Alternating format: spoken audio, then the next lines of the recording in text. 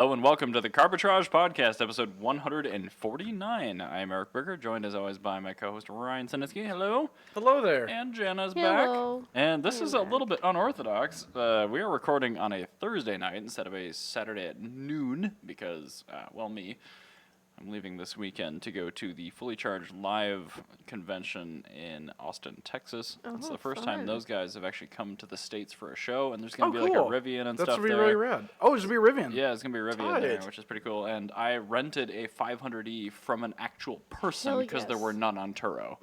So I went to the owner's group. I'm like, this is a bit out there. I remember you said that. But I need to rent a so it's a creamsicle 500e. It's orange with the white. Yeah, it's going to be. That's awesome. It's the best color combo. I know, so I'm very excited. But anyway, we're limited time tonight, so we're going to try to keep them short. I am going to get into a couple things before we go topics. Beer. I'm drinking a Pabst Blue Ribbon because it is well afternoon. I have a Sociable Ciderworks freewheeler. Is that good? I haven't had one yet. Yes, actually. Okay. Sociable's always been my favorite. But is the apple overwhelming? No. Okay. Sociable's always been my favorite cider. But this is a part.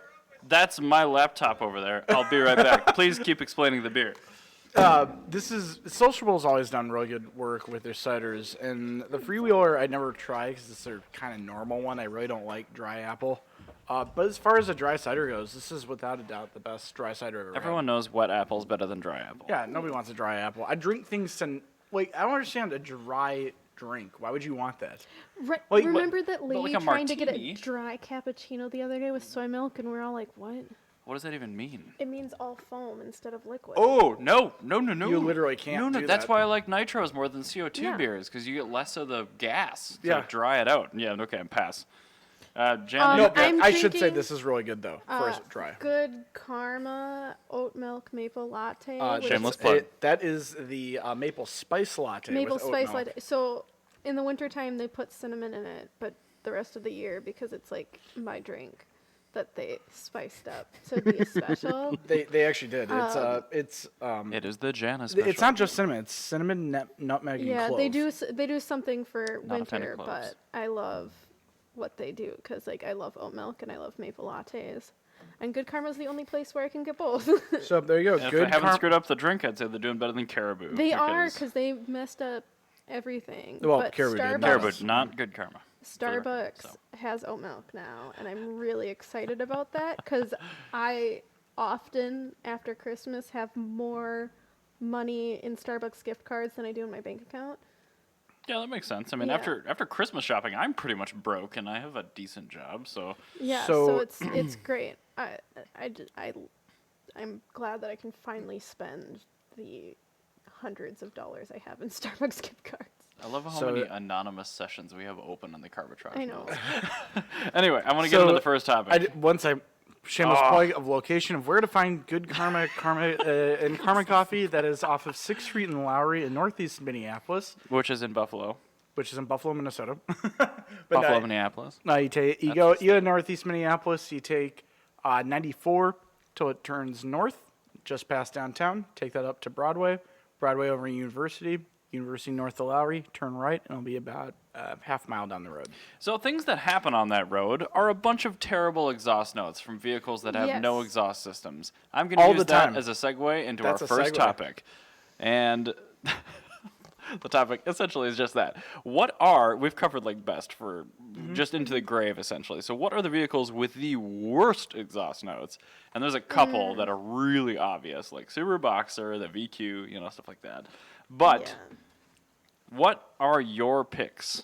So for the worst sounding like engine family. First off, I'm not going to cheap out and say VQ35 or Subaru Boxer. Because I want to put this on hard mode. It's really not a hard mode to do. It's called God mode. It's called the fact that General Motors exists and they don't care about their exhaust notes. That's true.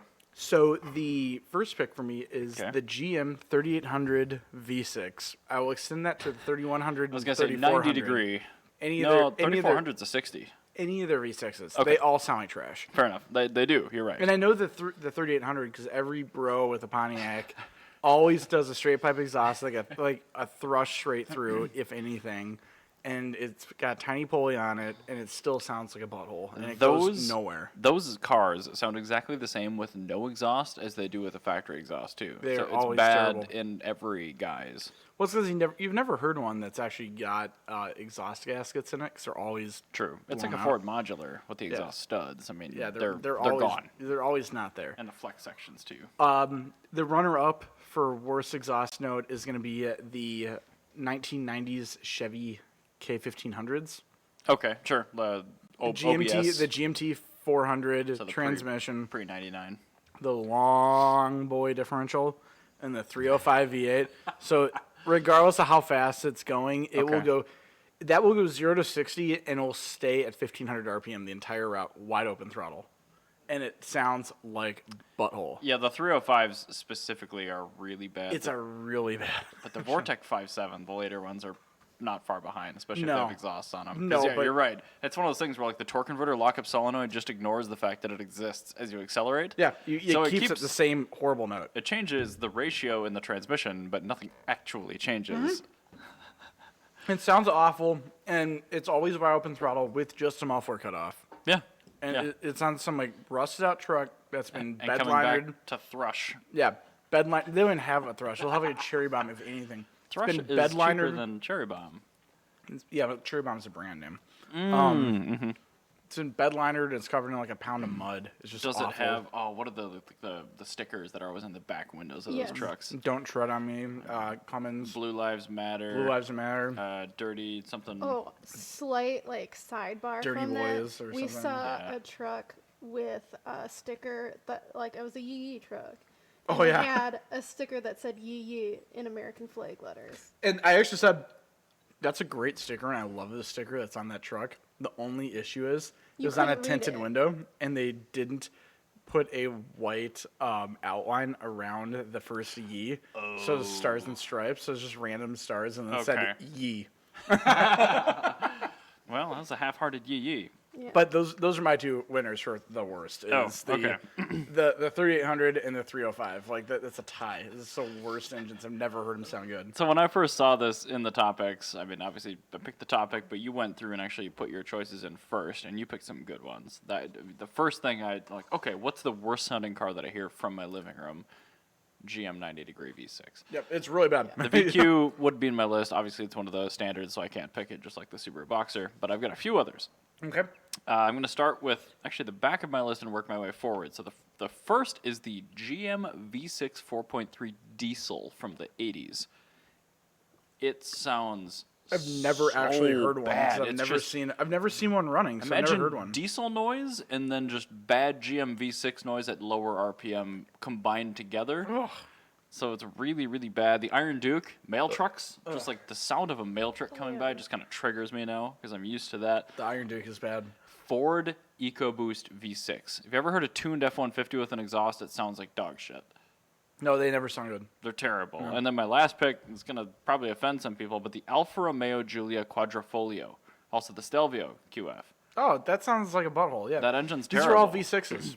Yeah, I was hoping you would notice the pattern. V6s are bad. V6s never sound good, ever. No. Like, you literally can't make them sound good. Remember that YouTube video series that tried to make a VQ sound good and they failed? So this is the thing, like, all right, with the VQ and the VR6 and the Subaru Boxer, all of those I give a pass because given enough effort, you can make them sound almost okay. Sure. But with the GM V6, I don't think you actually physically can make them sound good. The 90-degree, I've never heard one that sounds good. Yeah, I've heard them with $100 exhaust. I've heard with no exhaust. I've heard them with Borla exhaust, and they never sound good under any circumstances.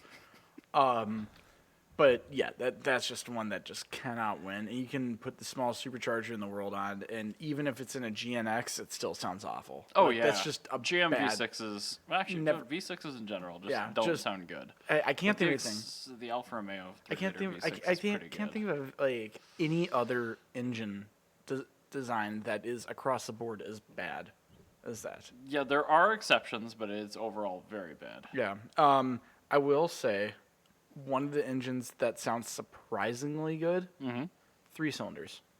Yeah. Oh yeah, they're so angry and happy. Yeah, you hear them like a 3-cylinder without an exhaust on it. Like Miguel has no wait, he's got a 2-cylinder. His Smart's a 2-cylinder. I thought it's broken. No, is it a 3? No, it's a 3-pod. Yeah. His sounds like a really angry toaster. And the Mirage Carbitrage car of the year. Yes, the Carbitrage car of the year for 2 years running. But no, Miguel's smart car. Whenever he how it sounds. It sounds like somebody's driving a really angry lawnmower. You get excited. Yeah, and it's great. So you guys asked me before the podcast if I could think of an engine that sounds bad, and I couldn't think of an engine, but a particular instance. Sorry, the microphone's totally facing away. Because my laptop is way too big. But yeah, so particularly when my Accord lost its exhaust. Oh God. And so it's really hard. Hondas can. A20. Hondas, you notoriously they sound bad, but that's because nobody puts the right exhaust on them. That's the thing. I'm even a stock K series sounds pretty bad. Yeah. Well, but you open them up, they sound amazing. Yeah, that's the thing. So they're very detuned from the camshaft. Yeah. My exhaust with the stock one sounded fine. It didn't sound great, and then we lost the exhaust. It sounded a stock terrible. Honda 4-cylinder sounds pretty terrible. Yeah. So we have to explain why Gianna's sound so terrible. I mean, we can do that, but keep in mind we're trying to very, do short very quick. episodes.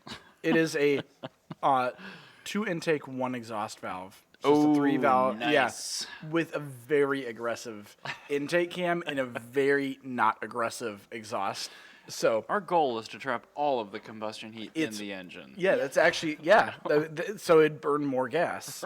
So My that's car actually was why. very hot at all seasons. But It's that's why it sounds so reactor. particularly bad is because you have these really weird high velocity but very short You get these exhaust. little pops Yeah, instead these little of pops. full. Yeah, bleh. yeah. You don't. It doesn't have the frequency that you get with a V8, like a flat plane V8. Yeah, it's different types of bowel movements. Yeah, and then at the same time with a 3-cylinder, why the 3-cylinder sounds so much better is you have these big gaps between, you have very short or very long pauses in exhaust noise. Mm-hmm. But when you get it, it's a huge lump of noise every time because they're trying to get as much gas out of that one cylinder as possible. Yeah, I mean, V6s, a lot of the time, the odd-fire ones are in the same boat as the 3-cylinder sound, Yeah. but the fact that they have that extra substance behind the pulse makes them sound bad. It's two 3-cylinders put together, yeah. It is. And it sounds exactly the opposite. Yeah. Kind of. I don't know. It's hard to explain. What it sounds like is it sounds like a normal Honda 4-cylinder where they're actually tuned to be as efficient as possible and as powerful as possible, which sounds terrible. And then you have, on top of that, not quite enough exhaust pulses that you get with a V8. So it just sounds off and weird and uncomfortable. It's a really poor beat, I think is what it is. So there you go. 3-cylinders sound amazing. It's the best engine. V6s are the worst. Top tip. Top tip, don't buy a V6. Buy an inline 6. Those sound better. Speaking of inline 6s. Yeah, speaking of such, thank you. You stole my segue. I took the wind out of your sail, as You I did. do quite so fervently. Toyota has a parts heritage program for the Subaru. Our heritage parts program for the Subaru, for the Supra. I'm sorry, my mouth is on fire right now. I was really hoping that your topic was next, and it's not. Wow. Okay, so Sorry, I had a big bite of completely skipping the fact that Toyota does not make parts for a Subaru. Yes, they do actually. Well, at the BRZ. The BRZ, yes. Fine. No, Saved yourself by coincidence. Toyota has a Supra parts program meant to keep Mark IVs on the road, apparently to keep people reminded that the Mark IV did in fact exist. I think they remember. Yeah, well, I mean, whenever somebody sees a Mark V, Let's be honest. Yeah. They're just doing this because Nissan did it with their GTR. Honestly, everybody's doing it because Honda did it with BMW's not. Well, BMW also wants people to forget that they have enthusiasts. But they also want their cars to be worth hundreds of thousands of dollars for no reason. So what's actually interesting here is a lot of these parts, if you just scroll down, they have the list for the A70 and the A80. So the A70 is the 3rd gen. You're getting propeller shaft for that, door handles, fuel center gauges, weather stripping, huge on classic cars, and front emblems, which is weird. I think the front end won't exist is because people are trying to de-rice them. And then with the propeller shaft, there's a lot of one-piece drive shafts, but two-piece ones, if you're trying to keep it original, is like impossible. Okay. So that makes sense. Door handles have always been a weak point for Toyota. They always suck. Fuel cylinder gauges of that era really sucked because the foam that Toyota used would break down. And weather stripping on any car ever should never be taken out of production. They're still available for the 2002. Yeah, like I bought mine brand new from BMW. Like they really should. Like it should be against the law to take weather stripping out of production. Really should, because like that's the thing that gets the most wear and tear and is the hardest to replace. The sun hates it. What part like stumped me the most on the Subaru? It was the weather stripping. And like on my pillarless windows, it's impossible for me to drive that car because I can't get weather stripping. So that's why I've paused the project because I don't have an access for weather stripping. Yep. And it's like I can put all the work I want into getting it running right, and then one rainstorm, and then my car's full of water, and then it's like super gramps. I was gonna just say it's gonna super gramps it. Yeah. And that's why we had to take it off the street too, because we're like, oh god, this is getting so much water in it. It was really bad. Anyway, so what they're producing for the Mark IV Supra are headlights, door handles, and brake boosters. Yeah, so I read that as heat lamps, and I was like, heat lamps. Why, first of all, they had heat lamps? That's pretty cool. Second off, why out of everything is that? Why are they reproducing that? And well, Toyota's never been able to make... It's just me not having good eyes, apparently. Again, Toyota's never been able to make a door handle in their life. The headlamps, I think that was probably just a part that was really commonly riced out, and now it's really hard to find in good condition. Or they were plastic and they fogged up. Well, you can buff those out, though. It makes only so temporary. Just like the M5. Look, I had so many people post when I'm like, I'm looking for headlights. Like, oh, I can buff those out. I'm like, in a year, they're going to need it again, no matter what you do, because you cannot replicate the UV coating that they put on at the factory. You just can't. That's true. But then the brake booster as well is another thing. Oh, that's smart. That one I'm surprised about. That one's just part failure, and I guess people want to put in the original one. Not like that's a really weird I'm part. sure Denso made that. So like, what was the problem? And I think so. The start, I believe, is for Toyota to just find what is still readily available. Okay. By their original producers. Sure. And basically, what they're doing is they're taking the parts that are available on the market and just sticking a Toyota emblem on it, which is like. Toyota Heritage, I hope. No, it just says Toyota because it's the original. Fine. It's the original part. If the part's made by Denso and Denso still makes it, it's still the original part. It's just now you have a Toyota logo on it, so it'll keep all the collectors happy. Fine. And that's a really important thing to note is that these heritage parts are really just parts that you can get, like the same part made by Dorman, just a slightly different variation of the plastic. Yeah, no, I mean private label packaging happens even from new, so I guess that's really not that big of a stretch. Oh yeah, at work. I save so much money by getting the Febby Bilstein part instead of the Volkswagen part that says Febby Bilstein right below it. Yeah, try owning a Ferrari and then searching by the Bosch numbers. Oh, that's on a Volvo! Yeah, exactly. Well, Weird, this math is on a Saab. The Volkswagen F.U.C.K.S, the fuel pump accumulator is shared with a Ferrari 308. Oh, very fine. Yeah, so I suppose they were both probably mechanical fuel yeah, they were. injection. This is the exact same mechanical fuel injection. So when the last time I did an accumulator on a F.U.C.K.S, I told the guy, I'm like, yeah, it's actually a Ferrari 308 part because I had to buy it off of a Ferrari website because nobody else had it available. With a Fox that bought it at the Ferrari dealership just to get the box or something. Like, look, It's isn't a Ferrari. That cool? It's a Ferrari. That's a pretty cool car. Oh, how we're doing this right next to the... Yeah. Oh, yeah, there's a Ferrari back here, but that's beside the point. Burger's an equal opportunity clown. Yeah. So he knows every time he puts that on, he puts on his clown makeup. Oh yeah, I mean that's something I don't use it all that often, and I bought it because I like how it looks and sounds, not because I like owning a Ferrari. Yes. Yeah. Now, you have put something on the screen that I'm going to slap a button over. I did when I actually turned on the screen capture. Feel free. This is amazing how much we've had to push back the content. But like 3 or 4 weeks ago, I was in Florida, Yes. visiting my family, and You've been in Florida again. yeah, I've since been to Florida again for the Daytona Rolex 24-hour race. But I want to go back to the first time this year. I went to a place called the Revs Institute. What the Revs Institute is It's a privately owned car collection from, actually, Collier County is the main county down in this particular area of Florida. And apparently that founding family are huge car nuts. So this has vehicles from the turn of the 1900s all the way through current. You, for a week, were posting up a bunch of things that are very pertinent to my interests. Yes, I knew with most of the photos I took that Ryan would be very interested. So I'm going to start. I'm looking at a very cool I'm not even radiator. going to caption most of it, but yeah, there is a very, very early radiator, which essentially looks like the coils you see on the back of your refrigerator, but a little bit beefier on the front of a French panel. So we should also note that is spelled pan-hard if you're an dirty American. But it's a panel. But if you're a dirty American, you'll know pan-hard because of the pan-hard rod. Panhard bar?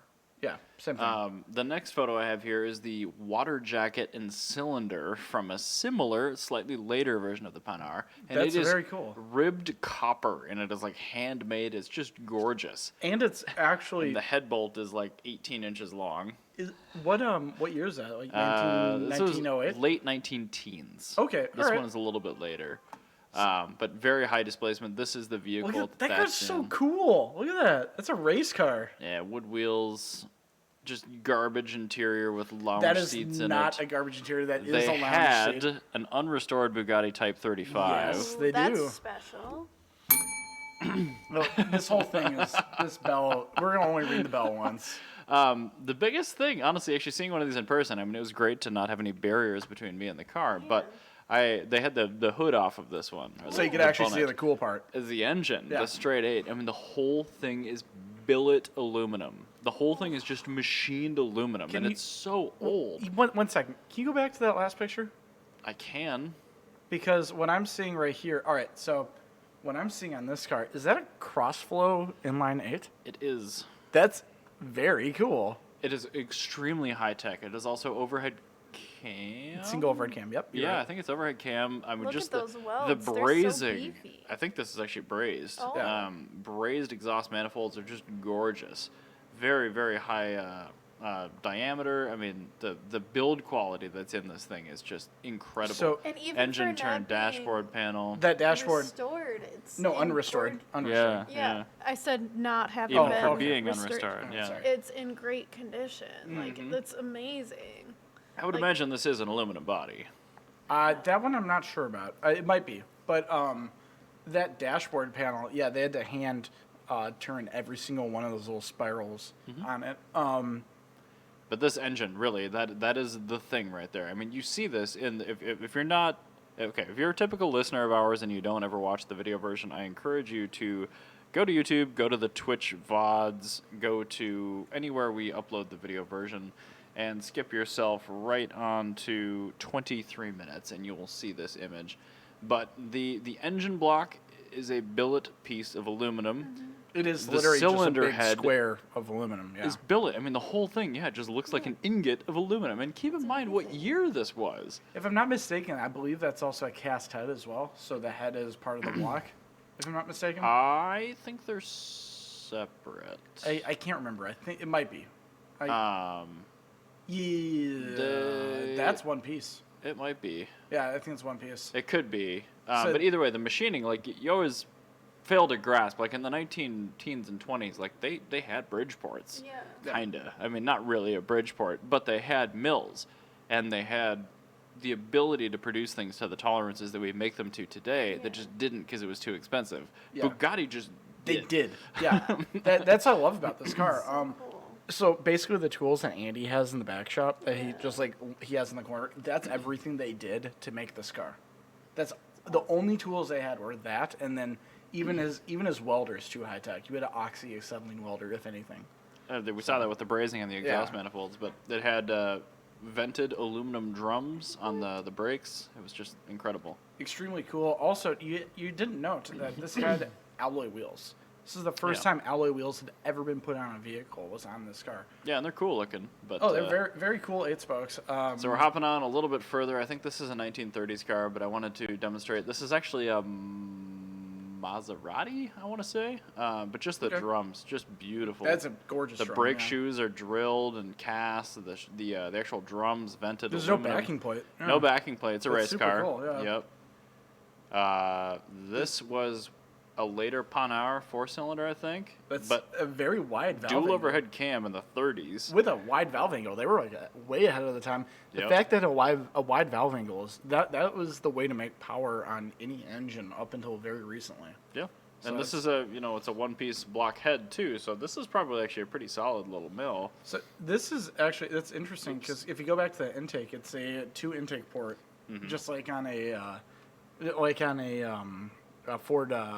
Well, a bunch flathead, of engines where shared ports. Yeah. Where they would do a shared port, but on this one, what's actually interesting is that it looks like they actually went to the best of their abilities to make an equal length intake manifold. Yeah, it does look like it goes exactly between the two intake ports. So that's actually cool. Panhard were trying to actually do that. And there's another shot of that Maserati, the brake. Just the cool. venting on the early drums is incredible, how they were trying to mitigate the heat from that. I don't even remember what this is. It's been so long ago. That's pretty cool. SS is a Doppler compressor. So, yeah, V12, twin supercharged Mercedes race car. That was their pre-war car that raced against the Auto Unions. Yes. And Yep. so this car is actually really interesting because when this was made, the Third Reich gave Mercedes a blank check and said, spend as much money as you need, but you're winning every race with this car. And they did the same thing with Auto Union. And so if you look at this, you have 4-wheel hydraulic drum brakes. You have 4-wheel independent double wishbone suspension. You have a dual overhead cam, fuel-injected supercharged V12. This car is an entirely modern Mercedes at this point, and this is in 1937. Yep. This is extremely cool. I love this. Oh, yeah, so much of this technology was carried forward for years, or decades, in fact. But it was super cool. This one's half cut apart in the front, so you can really see the engine. Yeah, I really this was like 8.7 liters or something like that, So- and they revved to like $8,000. Oh yeah, they rev super high. So what's actually really cool is with the Third Reich doing this, what they were doing is they were winning races, but also they were building this so they could make better fighter planes. Sure, Because then that makes sense. you put this into a piston engine. What this is just this is a free range R&D. Yeah, there's cross-pollination no matter how you do it. Britain and the United States, they took all their technology out of the airplanes and put it into cars. Yeah. Germany's like, we're cars into racing right airplane, now. yeah. But also we hate Jews. Well, it was because of the Treaty of Versailles. They couldn't actually build better airplanes. They could build better cars. Okay, that makes So sense. this actually was so. It's actually interesting because I was writing a piece for JNC that never got published because it's a giant, super weird thing that is so just avant-garde that it doesn't fit in. It's about the history of Tamagawa Raceway, which is the first race speedway in Japan before World War II. Sure. And there was a big difference between how Germany and how Japan... Oh, also... Yes. There's a big difference between how Germany and how Japan funded R&D for cars, because Japan didn't at all. And Germany gave a blank check. So it was two polar opposites, where Japan actually stifled it, and Datsun at the time, which would eventually become Nissan, and then Datsun again, and then Nissan again. Anyway, and Nissan. Try not to read into it too much. Yeah, don't read into it too much. Carl Scone. Yeah, Carl Scone. Instrument case. Exactly. They actually ended up making a car that, in their barn, basically, on their day off, made a car that was horsepower per liter the exact same as a Bugatti Type 35. Wow. They did a supercharged 750cc 4-cylinder with a custom dual overhead cam that they made, again, in a barn. Sure. But that's just in Japan, if you look at their fighters and their everything, totally sucked by comparison. Fuji. Yeah, Fuji Heavy. Fuji Heavy Industries, of course, has made the best, bombers. But, For people who don't know, that's Subaru. Yeah, that is Subaru. But no, you can see a difference in, if you look at a BF-109 versus a Zero, if you look at a Tiger tank versus a Type 14 tank, we're gonna leave the bell alone. Everything across the board. Just Germany, feel the ding in your head. Germany across the board was infinitely better than Japan was during World War II. And the only reason Japan won is because they had a superiority, a tactical superiority, just because they were used to fighting in that area. Sure. But Germany actually, they took on everybody in Europe, and I call it home field advantage. Yeah, Germany did not have a home field advantage, and they were still able to really put up quite a fight with their technology on Right. their side. So, And they definitely had some good tech. yeah, and you can see it was a large difference. So anytime somebody says motorsports don't matter, look at this car. Yeah, and just like look at Fuji Industries, airplanes, bikes, just that is true.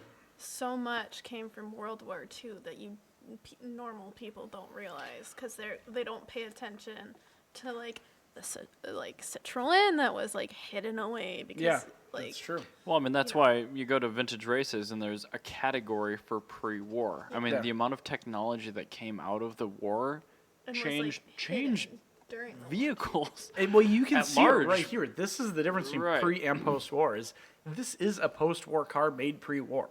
Well, I mean, but it's wrapped in a pre-war wrapper. It's that's all the thing, post-war tech.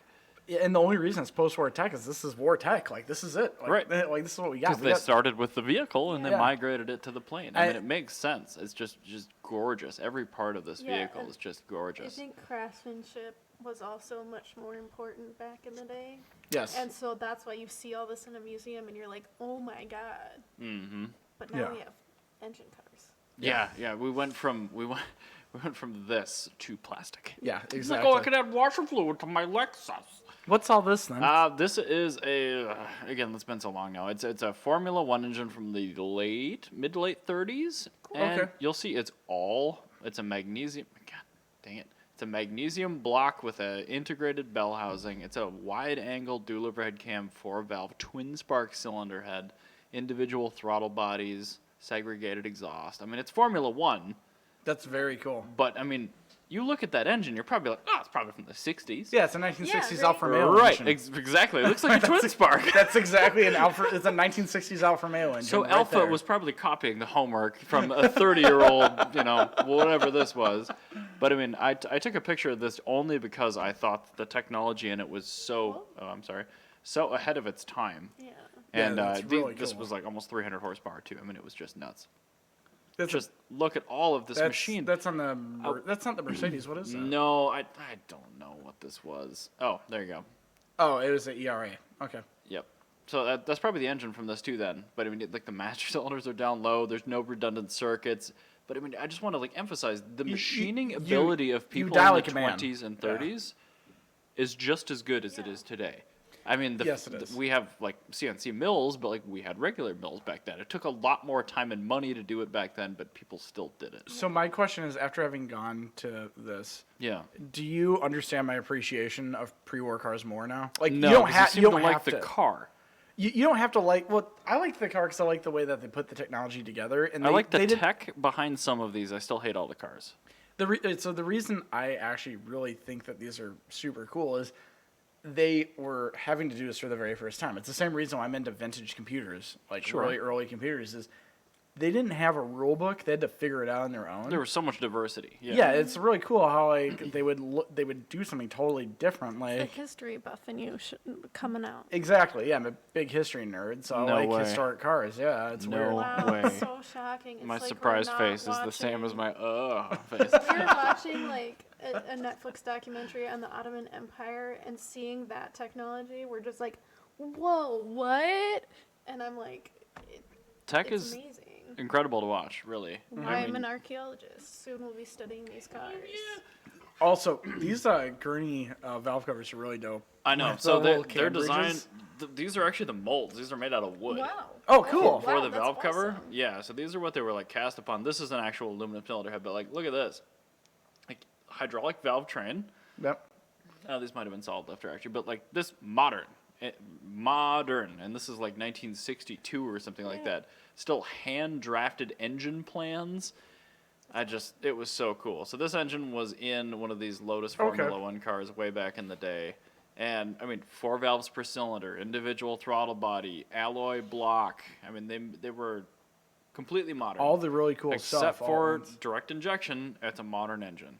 Yeah, that's extremely cool. And the car itself we is should also know pretty neat. This is on a Lotus Formula One car from the 1960s. It was a Lotus Ford Type 49. I guess this one had that's had the Ford Cosworth in it. Yeah, the Ford Cosworth dual cam V8. But Also a great engine.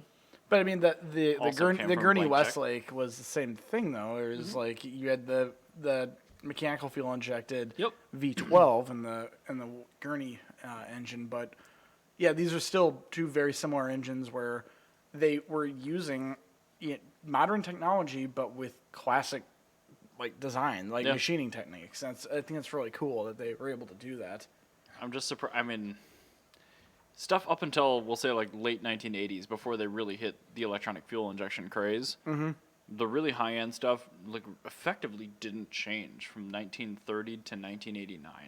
No, not at all. And that goes back to my love of pre-order. It's a car from 1920 versus a car from 1930, two totally different things. A car, because there are the vast majority of stuff was L-head side valve. Well, I should say a Bugatti Type 35, a good car from 1920 to 1930. Yeah, like a race car. Like if you look at a Formula One engine from the late 1930s and the late 1980s, they're really not going to be that different. What I look at more than that is I look at not the highest form of luxury cars, but the aspirational luxury car. Okay. The Audi of cars. The entry level, I'm better than the normal layman car. Okay. That's not quite the Jay Gatsby cars. Yeah, well, no, because that's the Lycoming. That's the Lycoming Inline 8, which was the best engine well into the 50s. But I'm talking more about the normal cars that are just a little bit better, because that's where you see these huge bumps in technology. So I think this went out of order. This is one of those Gurney V12 pistons. Look at that. It's tiny. Okay, I cannot emphasize how small this was, but it is beefy, and just the machining is gorgeous. So for a long time, pistons have looked like something to me, and it just connected in my head. They look like femurs. They do. Yeah. It looks just like bulky, a femur. There's a big end of your femur. Right? Yeah, looks like the big end of your femur. That's what a horse femur looks like. I was just like, this looks familiar. Piston and what? connecting And then rod. I was like, that's a femur. Yeah, it's the And end here's of the femur. a wooden mold of the water pump. Very cool. So actually, speaking of water pumps, today is Mazda's 100th birthday. Very fine. Today, Happy January birthday, 30th. Mazda. Did you know Mazda actually? Are you back in your van? Yes. Good. They're they originally started as a cork company, but Oh, so they're like Peugeot?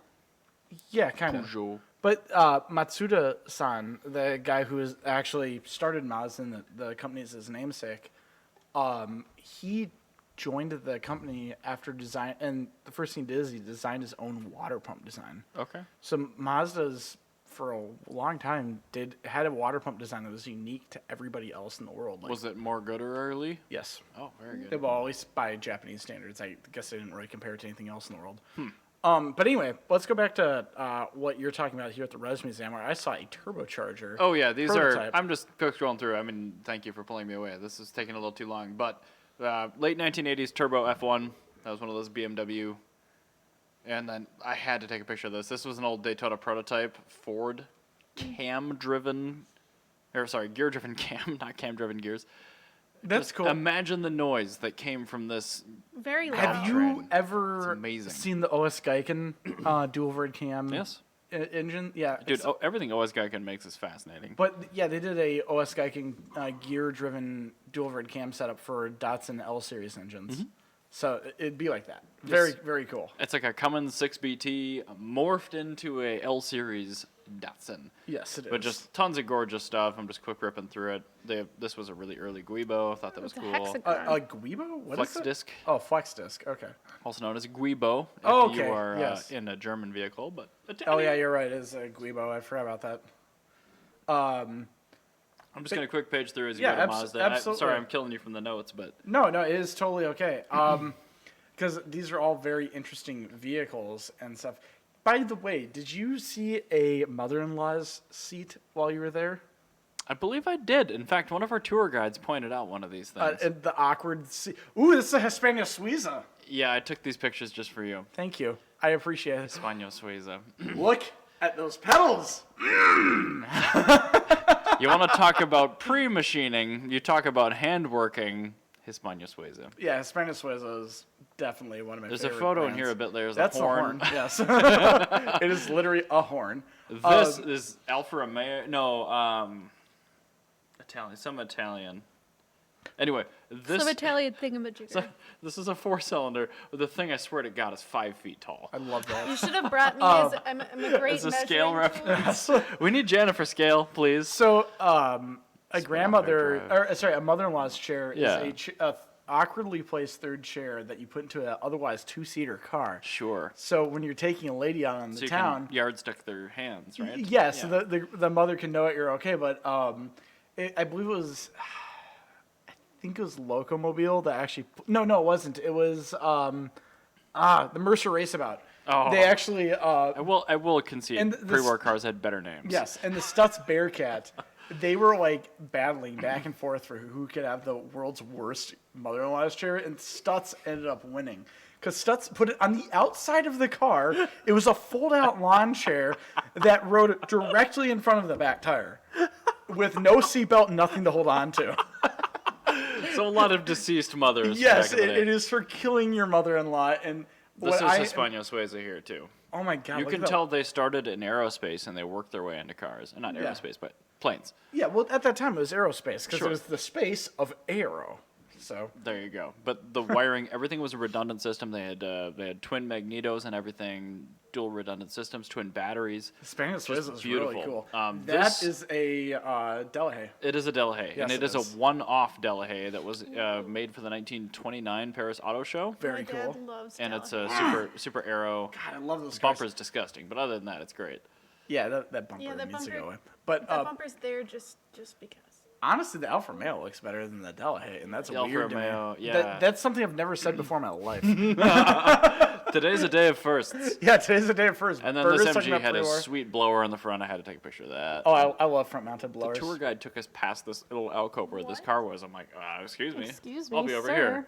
Oh yeah, when we went to the Peterson, me and Jana stopped with the Great tour guide. museum. You annoyed the tour guide person. I'm sorry, she should be better at her Like, job. Let me explain this.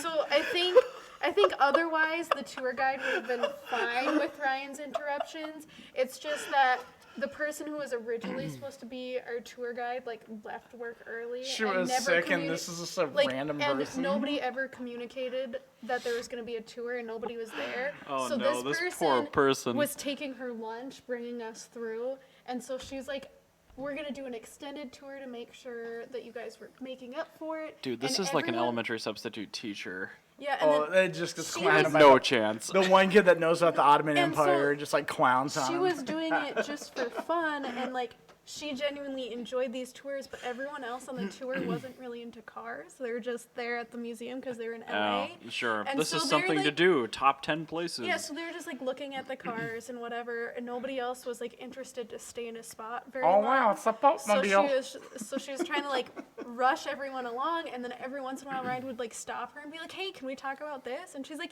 "Yeah," and then it was hilarious. Wow. Because I was really excited. It was a they're- Ruxton. It had wood lights. It was really cool. I'm Yeah. sorry. And then we got to the Hondas, and she got You're not sorry. really I think had I been saying everything to her, she would have been okay with it. Sure. But I think it was was Ryan's me. personality. I'm a really You have excitable this- person. You have this individual Yeah, right I'm here. really dude. excited. And so just, No, we gotta talk about Steph Papadakis' sounds car. like This car's so great. It just kind of sounded like mansplaining, so she was kind of I wasn't trying to.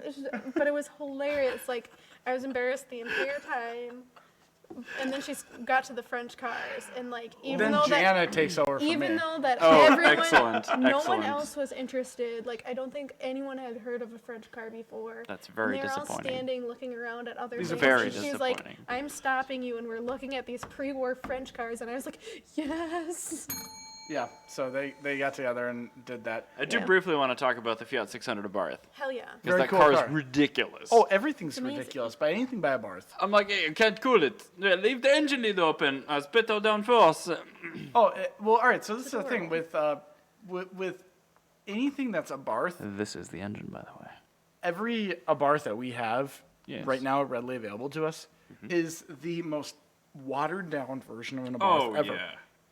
Yes. Like having a car without an exhaust is very watered down for a Barth. Like a Barth is like this car. It's a 600cc engine that you can't cool, so you just leave the engine open. Yeah, it's like They have- shipping a Fiat 500 with no front bumper on it, because that's the only way you can drive it. Yeah, and then the Ritmo, you couldn't get into the back seat on the Abarth because the Abarth had a fixed seat that would tip forward. Here's a question you might know.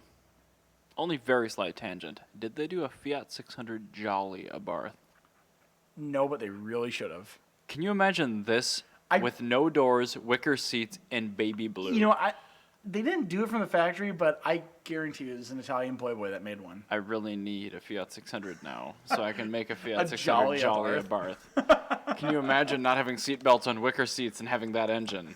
That sounds fabulous. Anyway, that's exactly Chevy, what we want to go out in. McLaren F1. Okay. Anyway. First time I'd ever seen one in person. That's amazing. Really? Yeah. Oh. I did a thing that you hadn't done. Extremely failure long tail Porsche 917. Wait a second. I just don't understand. I didn't ever notice. I have been in the presence of 4 F1s. Okay. For Wouldn't it be over the F1? F1s. McLaren F1. But anyway, I've been I don't blame any of you for stopping listening. Over the course of a decade, and that's like your favorite car. I just assumed that you'd seen one. They're not like just kicking around on the corner of the street. I don't travel. Keep in mind my travel situation the last 10 years. Yeah. I wasn't really allowed to. Until now, and now you're going everywhere. Yeah, more than I probably ought to. Anyway, probably. There's the Flat 12 out of that Porsche. That thing's beautiful. Yeah, it's a Porsche. Let's go. It's gorgeous, though. It's a wrong type of engine, but look at that big old fan. It's fiberglass or something too. It's not even magnesium. That's very cool. There's too many good things in here. I took a picture of a bicycle because that was pretty cool. That is cool. It has a sweet change. That's a Sahara. My favorite thing, is a Sahara. not by a small margin, is the Sahara 2CV though. Yes. That is the twin engine, They're so all-wheel drive Citroen 2CV. Okay, so now we've got to the 2CV. I'm ready to move on. Okay, so we've seen there's everything. a Trabant there too. And a Trabant, cool. Good job, Tom Hanks. Okay, all right, we really need to move on. Yes, we do, because we are very, very off topic. But I had to. It's so good. So, did you hear about the Subaru F.U.C.K.S? I did from you, and that does not count as our F-bomb because it's a real thing. It's a real thing. It's like in Schitt's Creek. We have to spell it out. It's the Subaru Forester F.U.C.K.S. It's a Forester acronym. Ultimate Customized Jana, what Kit. does it stand for? It's the Forester Ultimate Customized Kit Special Edition. So it's the F.U.C.S edition. Anyway, F.U.C.S. I originally put this on when this first. Yeah, I originally put this on the schedule on It was January a while ago. 9th, But when we had this was Drive first Cartel, there, and we had such a good time, we pushed everything down for the Yeah, monkeys. we're too set on miniature cows. So anyway, this is very cool, but Subaru put the kibosh on it, and they apologized for it. No, What? And then no. And then the local realtor not realtor, but the local retailer for Subaru, the Subaru of Singapore, got in trouble for making this. What? So like Subaru totally screwed the pooch on this one. They could have had a hilarious vehicle, and they chose like Subaru 10 years ago would have. This would have made the Forester cool again. No, the Subaru 10 years ago would have totally embraced this. If you've ever seen the TV show Silicon Valley, you're like, this car fucks. Yeah. Yeah. Like, this car would have been really cool, and Subaru 10 years ago would have been about it and like made puns about it. Sure. But now they're just run by bean They counters. got you their imagine panties in a wedge. A synthwave Subaru ad from the early 90s that had this vehicle to deal with? Yeah, and they called it the Yeah, F.U.C.K.S. yeah. It would be great.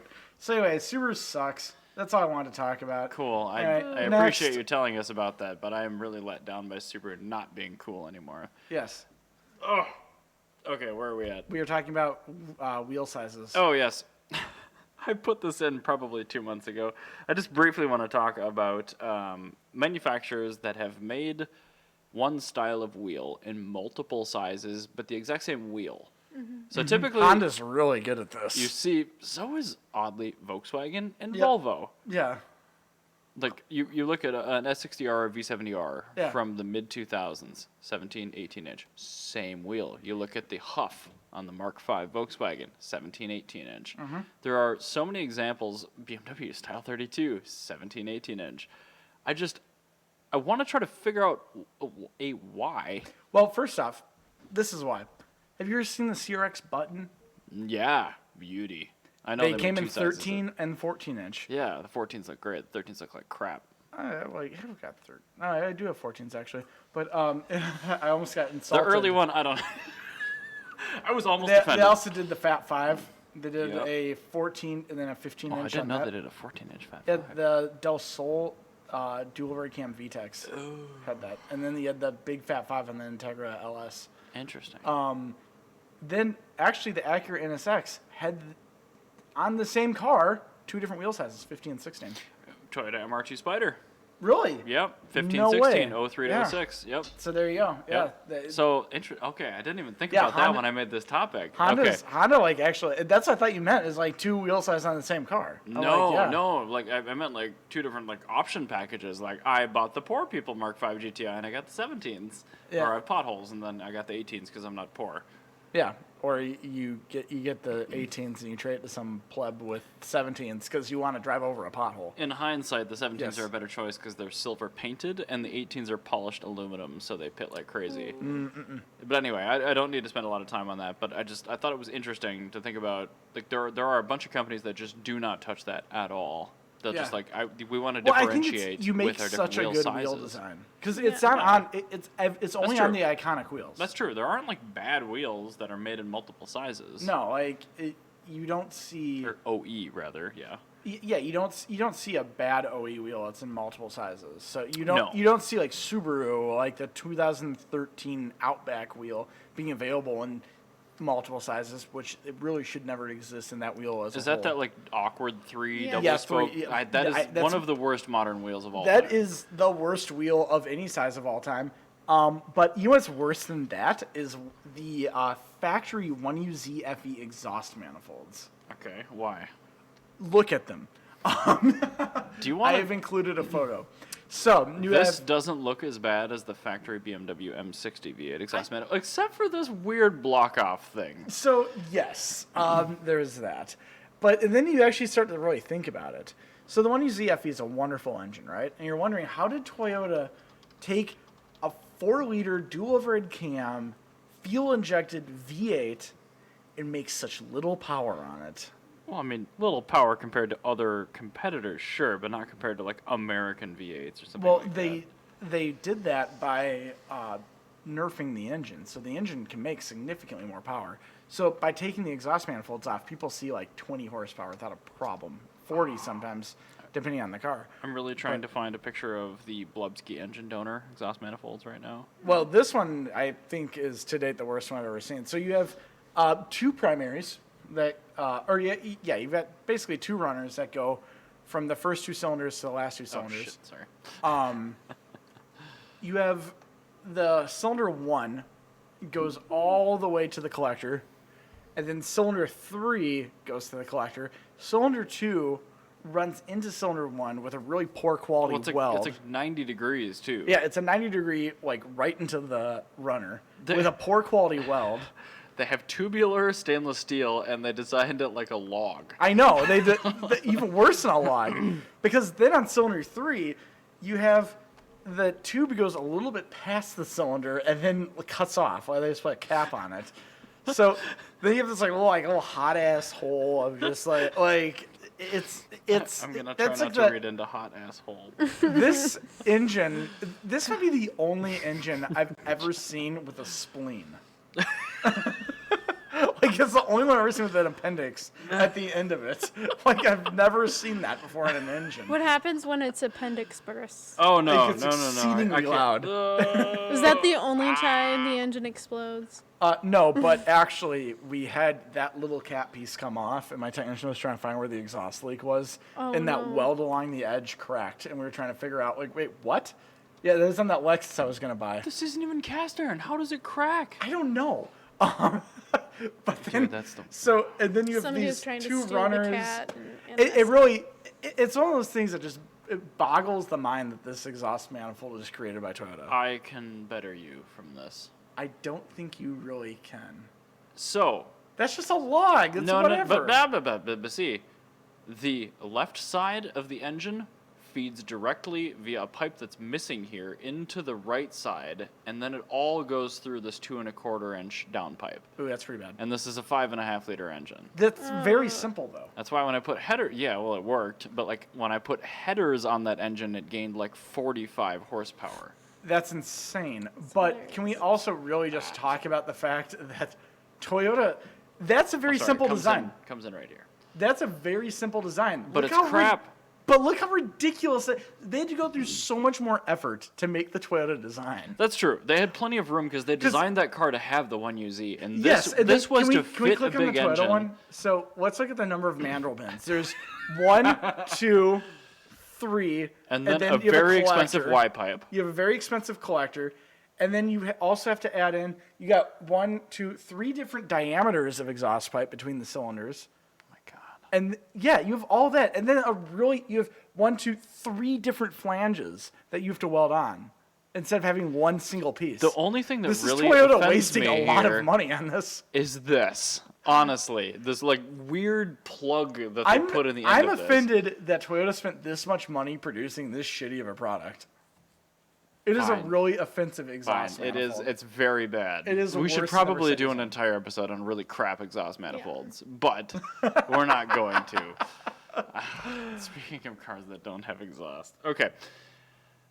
Battery electric vehicle sales down fairly substantially nobody makes them in anymore. 2019. I honestly think this is because Tesla pushed so hard at the end of 2018 to get people into their reservations to get tax advantages. Yeah. So the number of deliveries that happened in January through March were like non-existent. And I think they're the biggest EV producer right now for the United States market. So I think that's probably we should also note that, like, since we put this on here, Tesla's also eclipsed the total value of all American brand auto manufacturers their put stock together. is going bananas. Yeah, it is worth significant. It's like $440 a share. No, it's 620 oh, right 620? now. Jeez, that's a tech stock. It passed 420 like a couple weeks ago. Yeah. That's a tech stock. It's moving that's like insane. crypto. Here, I'm gonna look at it. So today is January 30th. It is 8:18 p.m. I'm just gonna look it up on. There we go. $640.81. Although that's not showing up on the stream. Hold on. It's there you go. $640.81. This. Yeah. That's so we insane. hit 420 right there. So that was in just before January, late December. That was before Christmas. That was Christmas. Yeah. So right when their sales slump started, they were where are we at? Before here. $220. But I mean, the Model Y announcement was right around here, like Cybertruck probably right here where it went down, but then skyrocketed. So Tesla is annoying a company as it is. They do make really good products. Yeah. But and I think as far as I think we've identified why the sales were down though. I really honestly think it was them just like shoehorning everyone that had a reservation to try to milk a little bit of that tax credit into the end of 2018. But I mean, if you look at them, I mean, they're overall going up. It's just that Tesla's the big, they're the 500-pound gorilla in the room, or elephant, or whatever the hell. And as the secondary article shows, it might actually be true because the sales are up. It's not exponential like it was, 2018 Q2 to Q3, but we're consistently going up. I mean, the number of U.S. vehicles that are electric power only is almost 1.4 million now, which is pretty good. So, anywho, 2018 was a big year for electric, and now electric is just part of life. Yeah, that's true. So we come to the end of the episode, and it's game time now. Okay. Now is the new Carbitrage game, Guess the Price, which is totally not The Price is Right. That was going to say. 100,000% not the same game. Well, that's an irrational number. What I'm going to do here is we're going to scroll down per each photo before we get to the price that it's sold for. Okay. And we're going to look at what these cars are and see. Wait, why did you cover the screen even though that's... Because I didn't want you guys to see. You guys, it's so the stream knows what we don't know. Okay. Yes. So what we're going to look at here is what each of these cars are and what they sold for at Scottsdale this year. Scottsdale, of course, is the big auction that happens in Arizona. It's the unofficial start of auction season. And Scottsdale's really known for having a lot of really good bargains on it. Is this like a Mecum option? What is this auction? These are all of them put together. So Haggerty actually goes across. So it's kind of like Monterey Car Week. Okay, so it's curated. Yeah, but that's in good. Arizona, where no one wants to be. A worse state. Except for the elderly. Peter told me Piss Jokes is going to move to Arizona. Oh, good. I'm more than happy. That would be Hope good. he gets Please. We get should by all his start a Scorpion. Kickstarter just to make that happen. I don't want to give him money. Not for him, to give to Modi. Oh, yeah, you probably should. You know what Peter should do is he should start a real estate office in whatever town Piss Jugs moves to, and then just milk. Anywho, so this Kaiser Vagabond from 1949. 42,000. So yeah, $42,000. You think, honey? Yeah. So this is a really, really cool. This is Kaiser. The Kaiser I don't want to Vagabond. know any information. I just want to yell numbers. Okay, the Kaiser Vagabond was the first post-war design ever. Okay. They were the first company in America to come out with a post-war car. Very, very cool car. Very forward, technology for the era. What do you think it sold for? This car was a #1 concourse quality Vagabond. 42. Boomer era sedans are not worth anything, is what I've come to know. Yes. So I'm going to say that this sold for $27,000. $27,000. You said $42,000. All right. Well, let's scroll down for the price, which is $10,800. Oh, yes. my both very Lanta. off. Yeah, it is. Yeah, wow. You are very far off. This is the bargain basement edition. That is bargain basement edition of this game, mind you. Wow.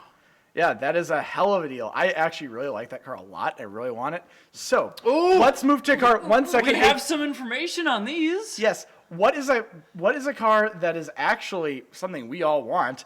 The Lancia Fulvia Coupe. Or Coupe. V40 goodness. Yes, it is. Well, this one was #3, good condition. 4-cylinder, front-wheel drive. $15,000. What do you say? $11,000. The Haggerty price value guide is $20,000, and it was $15,680. Wow. So yes. well bought. Well bought on that car. These are all good buys. Now, let's say you want to buy a limousine. The cheapest limousine that you can buy is probably a Rolls-Royce Silver Spur, because regardless of what you actually pay for it, it's a cost of $20,000. This is also the era where Rolls-Royce and Bentley were the exact same thing. Not only that, this car was probably owned by somebody terrible. Yeah, probably. I'm gonna do $2,700. I'm gonna go $6,700. $6,700. This one previously had a no sale. It had previously had a no sale at $37,500 at Meek Monterey. Mm-hmm. And then they relisted it in Scottsdale, and it sold for $17,000. They took a $20,000 L by not taking the sale in Monterey. Oof. Yeah, that's bad. I would not pay anywhere near 17 grand for that piece of crap. You need to turn off nightlight for this next one, because what's important about this car... They don't see the nightlight, only we I know, do. but Jana needs to understand this. It's still right there. It's that little... Yeah. No, I got it on my computer. They don't have the nightlight. It doesn't happen on OBS? Oh, there we go. Perfect. No, that's fine. All right, that's a lot better. So... 1963 Austin Healey Sprite. Oh, in pink. Ooh, that's salmon. It is. Oh, it's pink. If you have the nightlife turned off, it's straight up pink. I have the nightlife turned off. This car, this said #1 concourse quality restoration. I am no longer eligible because I saw the price. Well, you need to. What was your guess before you saw the price? That's still salmon. I looked on the stream. My price. I'm gonna go. I would have guessed just under. 25,000. Oh. 25,000. I was gonna guess 6250. 6250. It is 8250. Yeah. Actually. Yeah. So that car. See, I guess the Haggerty value. Yeah, the Haggerty value is 13,000 on it. This is a Sprite, so it's like not a real Austin Healey. So I knew these weren't worth much. Yeah, the Austin Healey Sprite. Well, it is a real Austin Healey. It's just that this is the affordable one. If it was a Frogeye Sprite, $25,000 all day long. However, yes, the second generation was MG Midget. It's a very good midget, though. Now, 1990. Stop scrolling. Yes. 1990. Yes. Bentley Turbo I want all R. of this. This car, 6.75, 6 3/4 liter V8 turbocharged. Yes. 87,000. What's the What's the condition group? This is #3 good condition. I'm gonna say $7,995 because I know Top Gear bought one of these for 6,000 pounds not that long ago. What? That's nothing. What do you think, honey? I'm still sticking with the 87,000. 87,000. It is 8250. I was so close. But we should state that the Haggerty value guy was $13,500. That was like free. This guy got like almost half price. They're not particularly good cars. They're terrible vehicles. They look very cool. You see, like I'll drive a turbo Bentley. $3. How about this? I need great more vehicles. info. Great vehicles that look very terrible. This is probably the most desirable C6. It is, but it's not white, and white is the desirable color for a C6 Z06. Actually, the Velocity Yellow is a very popular color with because collectors. it's rare. Yes, that's but why. it's not as rare as white. No, it's not. But this is still a very, very desirable color. Can you give me any more details on this? Is number 2 condition. Oh. It has 15,000 original miles on it. It's got a 1-owner history. It's been very well cared for. It's got complete maintenance. 42.5. 42.5. What do you think? $3. Jana hates this car. She says $3. $30,800. Is an epic bargain.